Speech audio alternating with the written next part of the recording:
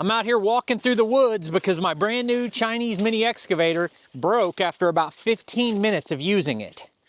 And now we've got some interesting questions like, what's this company gonna do about it? And you know, how hard is it gonna be to get this thing fixed?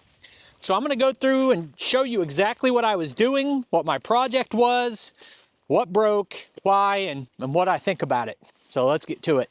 Hey, it's Brock here with Rock Hill Farms, and today we're gonna log some real hours digging with the new mini excavator. On my last couple videos, we're all talking, so today I wanna try to minimize that. If I talk, it's gonna happen while the machine's running. So I'm gonna try to do a 30-second overview of just what we're doing today and what we're doing it with. If you're new here, this is my new mini excavator. It's unbranded because it's not available in the market yet. So that is the machine, and we're gonna call it the mystery machine. This is the trail I'm cutting across the woods on the backside of my property. Most of this was done with a Bobcat mini excavator and a professional that brought it out here for a demo. And we cleared all of this rock, but that is just a drop in the bucket compared to what's coming up. Honestly,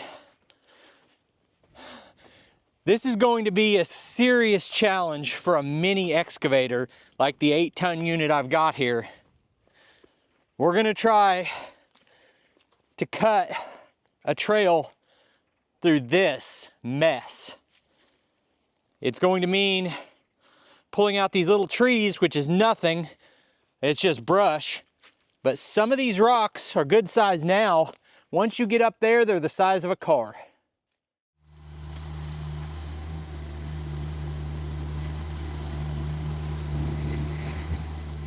One more comment before I start digging.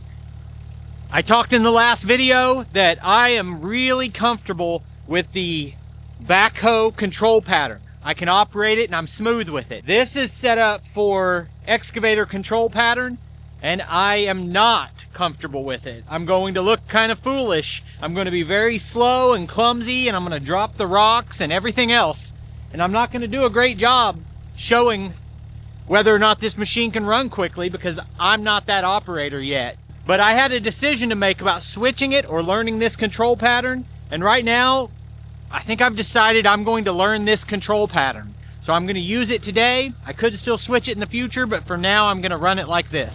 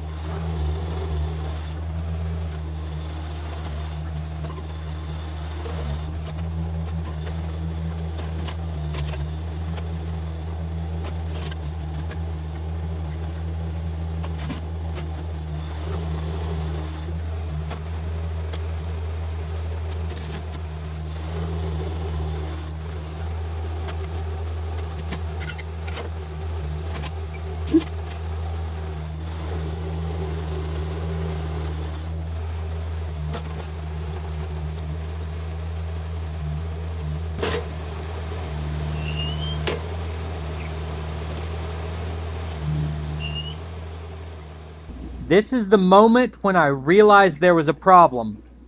And it's not a small problem, it's a real problem. But I went ahead and continued to dig for another 10 or 15 minutes. You can see me, I'm on the phone right now with my rep trying to decide what I should do. And what I decided to do was continue digging. Then after I thought about it a little more, I decided the most important thing right now is to get pictures of it right after it happened. And so I stopped what I was doing and got all the pictures documented. And at some point, when I went back to digging, my camera shut itself off. So I'd really just gotten started. The rocks in between me and this tree are basically what I've dug out today. And that's it. Now, I didn't actually probably get all of it recorded because when I saw the machine was damaged, I came over to the camera and I was gonna kind of tell the story, and my memory card was full and it had stopped recording. So I don't know how much of it I got, but you've already seen it, whatever it is. Now, what happened is the machine was working just fine. I can still get in it right now and continue to dig, but I found some serious damage and I need to show it to you guys.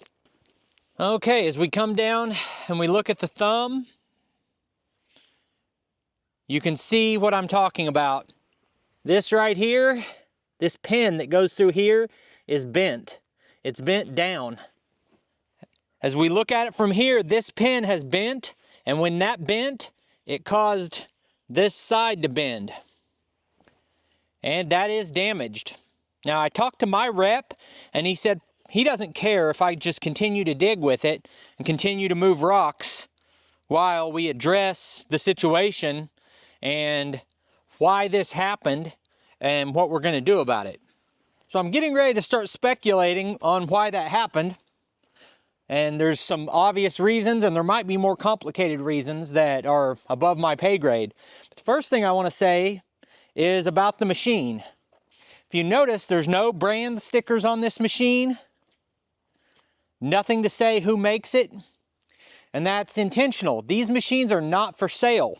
In my video where I first showed these machines and talked about kind of how they're going to be less expensive and why maybe I would say it's worth it to buy a less expensive machine like this, a lot of people were saying, where can I buy one? I said, well, you can't buy one because the company is not willing to sell these until they have more field testing. That's why it's here.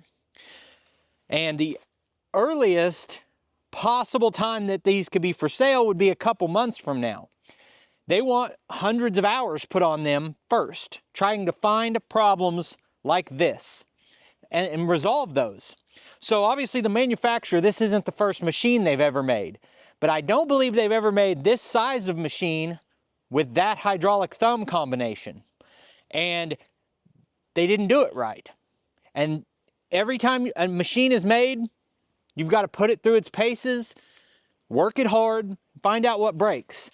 And now the question becomes, how long does it take me to get a replacement part? You know, how responsive is the company to make a change to their design of either a stronger pin, a pressure relief valve, different geometry? You know, how does this get resolved? So the first thing that's pretty obvious as a possibility for why it broke is that it just has too weak of a pin, or the metal is just not strong enough. It's too soft. That's definitely a possibility.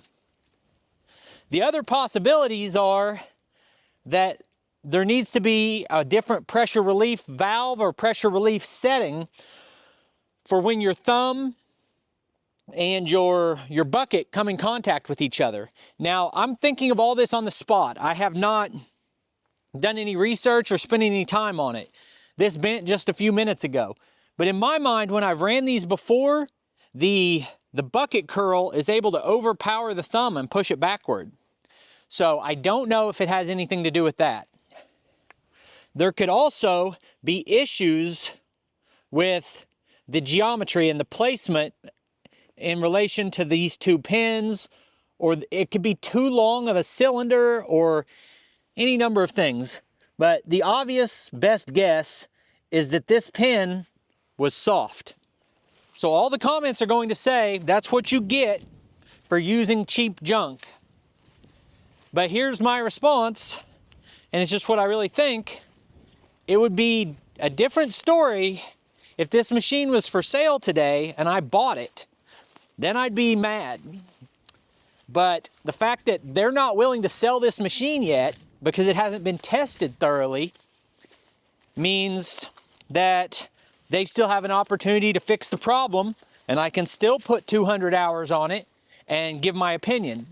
So right now is an interesting moment where we get to find out, you know, what's the parts availability like? Can I get a thumb? For all the people who are gonna say I told you so, maybe you're right, but here's the thing. I'm not trying to win an argument with you about what's better. I said in the beginning that I didn't know if buying a machine like this was a good idea. I'm trying to find out with an audience.